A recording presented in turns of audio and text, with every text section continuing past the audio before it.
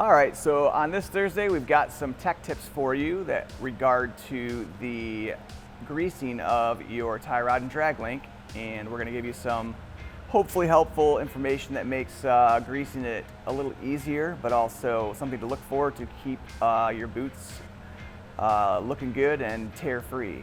So we're gonna go ahead and jump into it. So when you pop underneath here and you look at the front end, you've got a Zerk here, a Zerk here, a Zerk here, and then one on the pitman arm right there.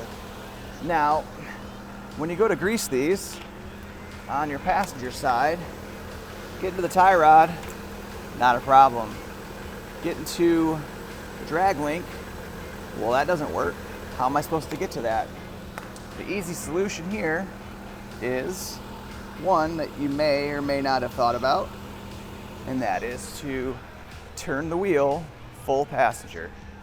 So if you turn the wheel, what you'll notice is now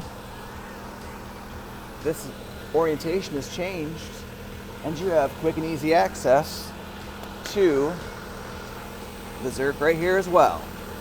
And now you can go ahead and pump some grease into this bad boy and not have to worry about how you're going to make that happen.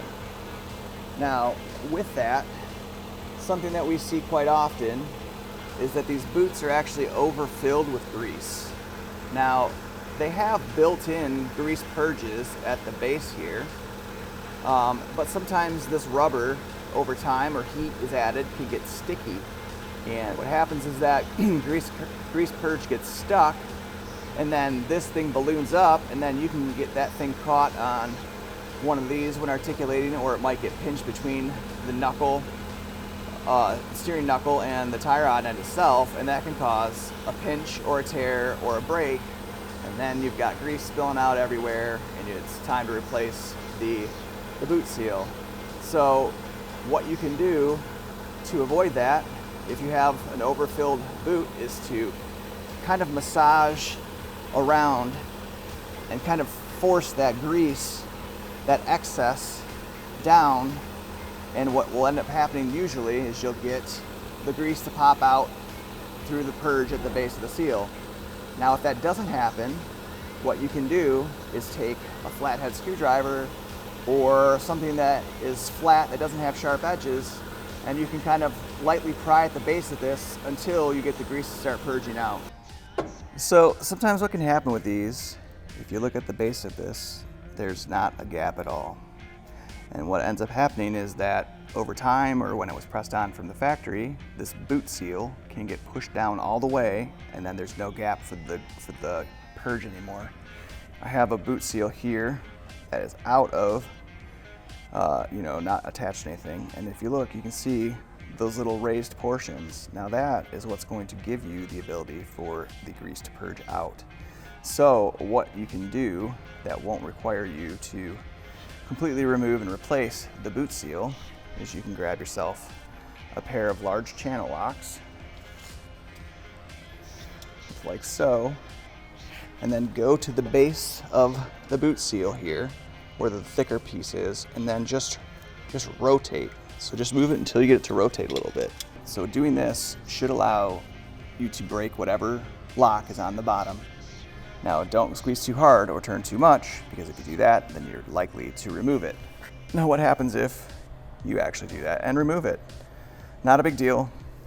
Look at the bottom of your boot seal, and you can clean out all the old grease that you've got in there, and remove all the old grease, and maybe take and put a little bit on the bottom of the seal to help it slide over. Now we have a boot installation tool that we use that makes this really easy.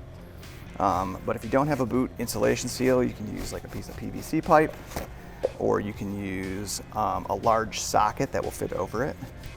But essentially, this is our installation tool. You're gonna put this over the boot seal and the stud. Now technically you could probably squeeze this together, but it does make it a little easier usually if you use just the nut that comes on the top and a washer, and then it'll get you on. But This should take care of it for you. Just make sure it's on all the way around. And it appears to be so now, but doing this should have opened up these purges and kept them from being all smashed down. And now when you go to install this again, and we grease it back up, rather than turning it into a big balloon, the grease should purge out the base. So let's go ahead and do that and see what happens. So now that we've got the boot back on and the end back on and torqued, let's go ahead and fill this thing up with some grease and let's see what happens.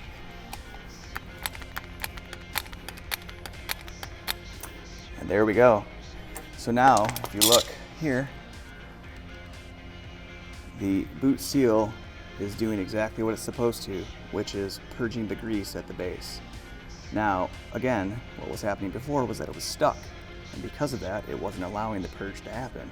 But now, this boot seal won't overfill, and as you can see there, I can push on it and extra grease will come out. So that is how you can solve the issue of the ballooning boot seal.